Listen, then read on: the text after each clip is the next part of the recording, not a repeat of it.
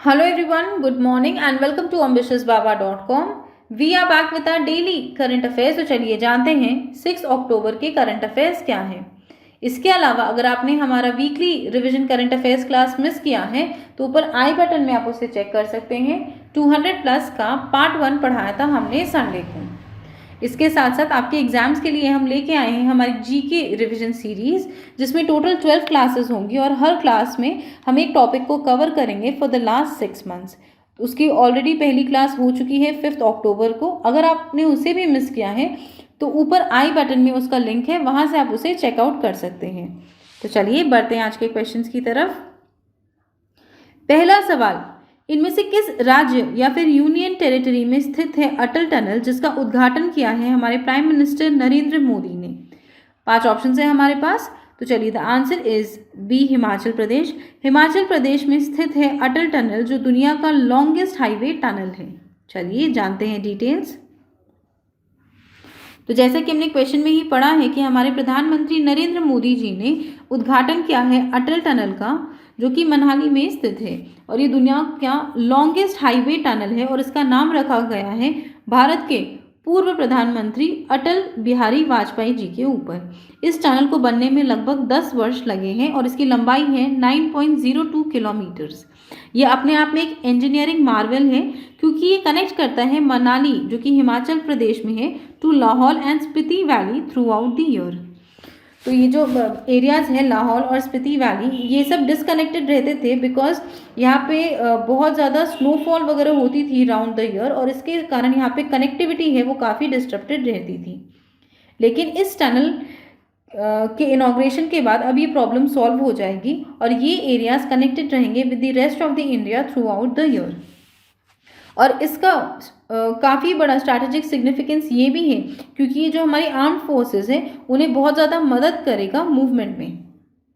और इसके साथ साथ इसे टनल अंडर, मतलब इसकी जियोग्राफिकल लोकेशन ऐसी है कि ये टनल के अंदर एक टनल है, tunnel with in a tunnel. तो चलिए अब बात कर लेते हैं कि ये कहाँ पर बनाया गया है। तो ये जो अटल टनल है या फिर जिसे रोहतांग टनल भी कह रहे हैं, उसे बिल्ड किया गया है इन दी पीर पांजल रेंज ऑफ हिमालयाज। इसकी जो हाइट है वो है 10,000 feet from the mean sea level.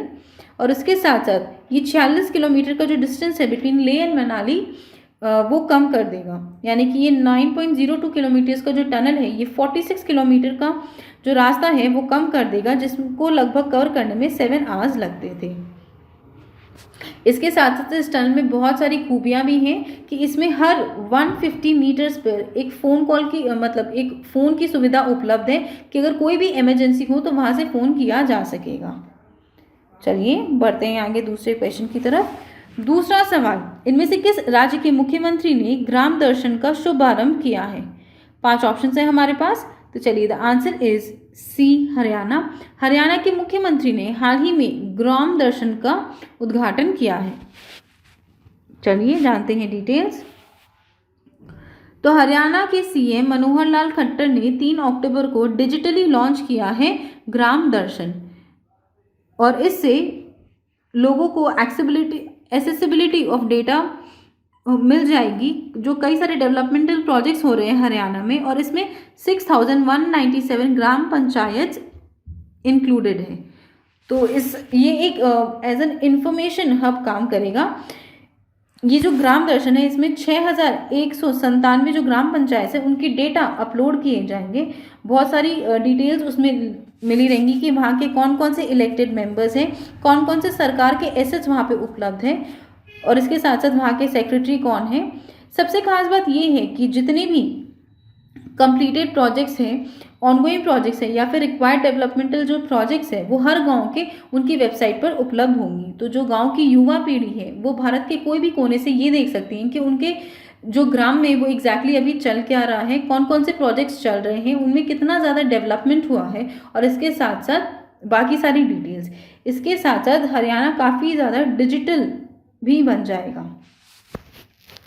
तो चलिए अब हरियाणा के बारे में कुछ बात कर लेते हैं। हरियाणा का कैपिटल है चंडीगढ़।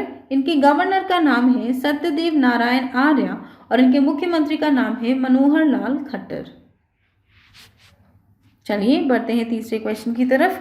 तीसरा सवाल, नाबार्ड के डेटा के हिसाब से रीजनल रूरल बैंक्स ने कितना नेट लॉस इनकोर किया है in the financial year 20। 5 option है हमारे पास। तो चलिए the answer is B, 2206 crore का लॉस दर्ज किया है रीजनल रूरल बैंक्स ने इन फाइनेंशियल ईयर 20। तो चलिए जानते हैं डिटेल्स।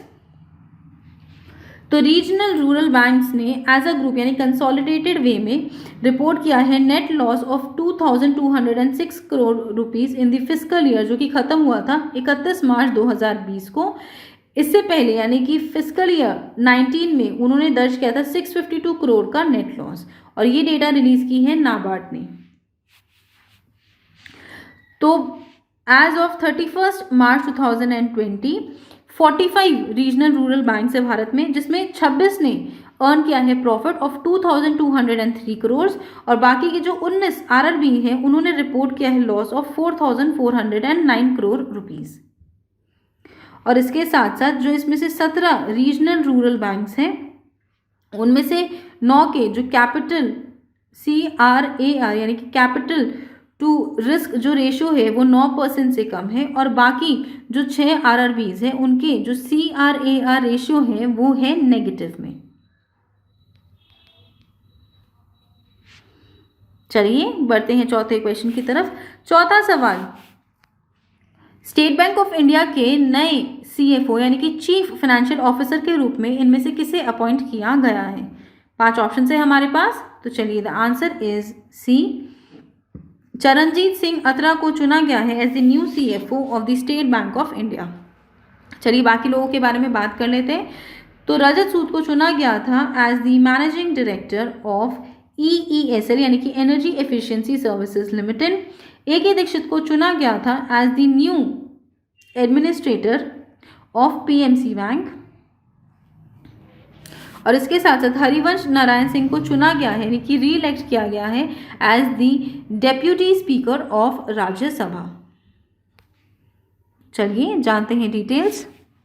तो स्टेट बैंक ऑफ इंडिया ने चुना है चरणजीत सिंह अत्रा को अपने नए CFO के रूप में विद इफेक्ट फ्रॉम 1 अक्टूबर 2020। ये जो पोस्ट है ये खाली थी क्योंकि पूर्व deputy MD and CFO Prashant Kumar ने छोड़ा था SBI और ज्वाइन कर लिया था Yes bank as the CEO from March 2020। तो चलिए अब बात कर लेते हैं स्टेट बैंक ऑफ इंडिया के बारे में। तो इनके चेयरपर्सन का नाम है रजनीश कुमार, उनके MD का नाम है Ashwini Bhatia. State Bank of India के हेडक्वार्टर्स है मुंबई में, और इसकी खोज की गई थी 1 जुलाई 1955 में। चलिए बढ़ते हैं आगे 5वें क्वेश्चन की तरफ। 5वां सवाल, इनमें से किसे नोबेल प्राइज 2020 दिया गया है in medicine for the discovery of hepatitis C virus. 5 option है हमारे पास। तो चलिए द आंसर इज डी, 3 लोगों को दिया गया है ये Nobel prize 2020 in medicine for the discovery of hepatitis C virus. Okay, इनमें से है हार्वे J ऑल्टर, माइकल मोहटन और चार्ल्स M राइस। तो चलिए जानते हैं डिटेल्स। तो जो 2020 नोबेल प्राइजेस है जो कि 5 अक्टूबर को हुआ था, उसमें विजेता के नाम बताए गए हैं in the field of physiology और मेडिसिन। तो वर्ष 2020 का जो नोबेल प्राइज है इन फिजियोलॉजी और मेडिसिन वो दिया गया है 3 लोगों को, जो कि हैं Harvey J Alter, Michael Houghton and Charles M Rice, क्योंकि उन्होंने हेपेटाइटिस C वायरस की डिस्कवरी की है। और ये घोषणा की गई है 5 अक्टूबर 2020 को at the Nobel Forum at Karolinska Institute in Stockholm. तो इसके साथ साथ उन्हें एक गोल्ड मेडल भी दिया गया है, और इसके साथ उन्हें एक प्राइज मनी भी दी गई है ऑफ 10 मिलियन स्वीडिश कॉर्नर्स, जो कि इक्वली डिवाइड की जाएगी इन तीनों विनर्स के अंदर। और इसकी ये जो नोबेल प्राइज़ है ये दिया जा रहा है 124 वर्ष से, और इसे स्टार्ट किया था अल्फ्रेड नोबेल ने। तो चलिए अब नोबेल प्राइज़ के बारे में जान लेते हैं। तो इसे इस्टेब्लिश किया गया था in the year 1895।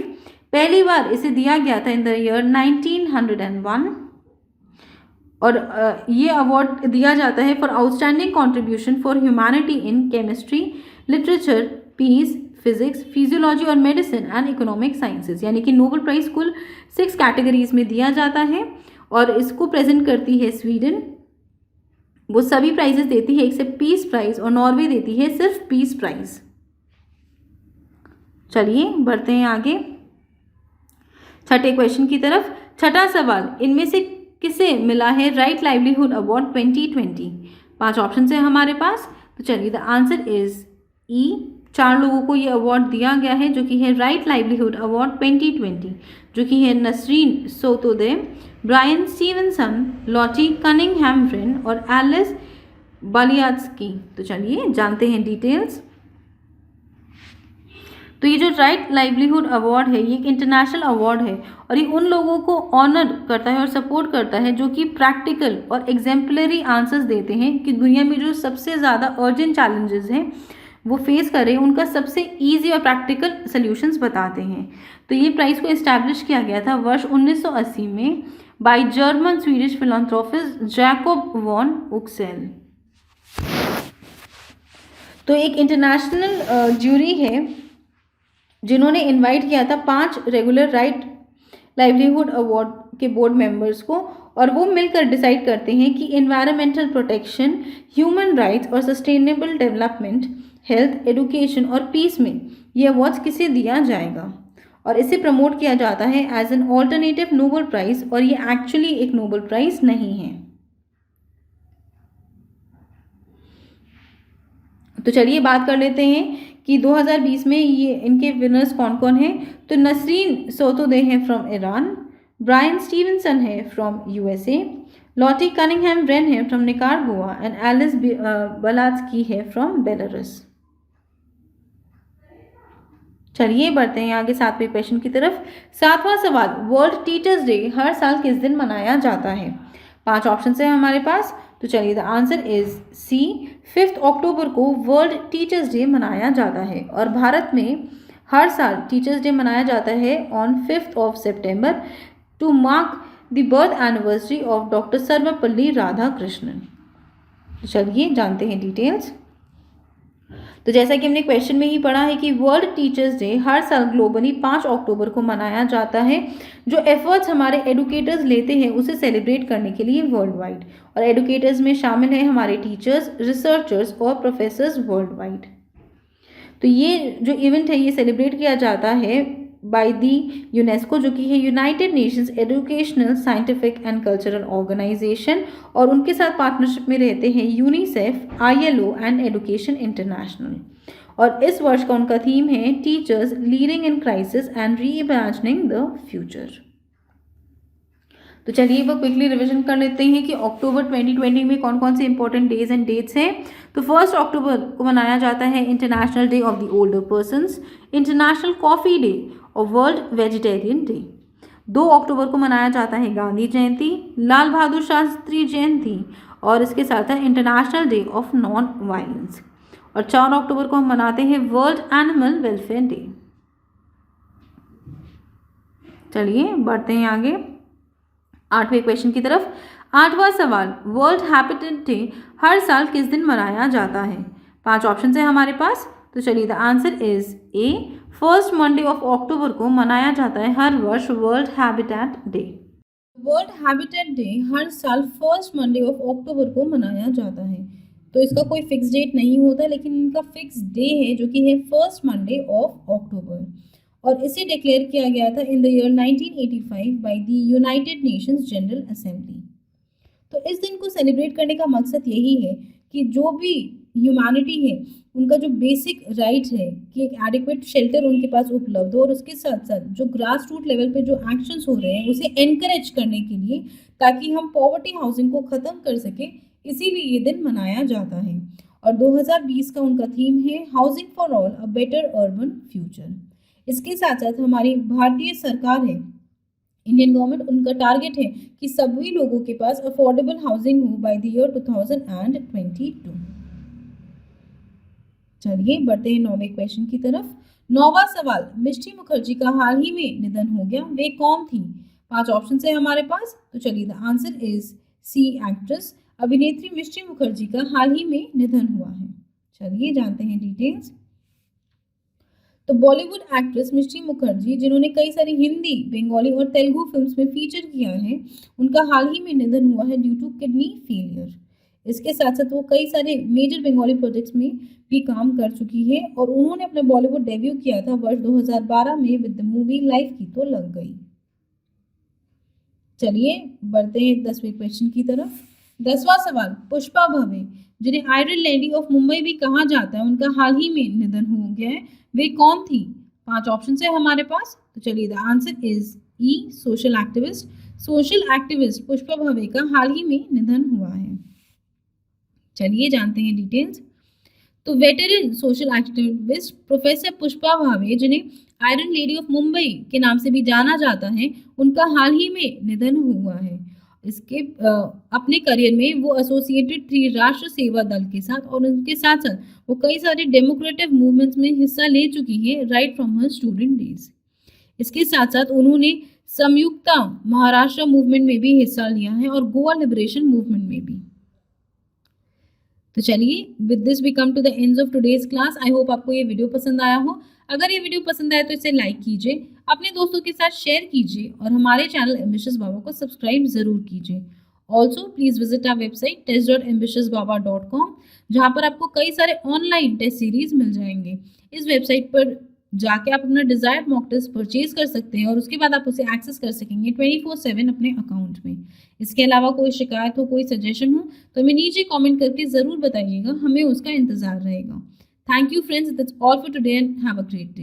And don't forget, we are coming with the second class of GK revision series, जो कि बेस्ड है on awards international and national, today at 7 PM। Thank you friends, that's all for today and have a great day.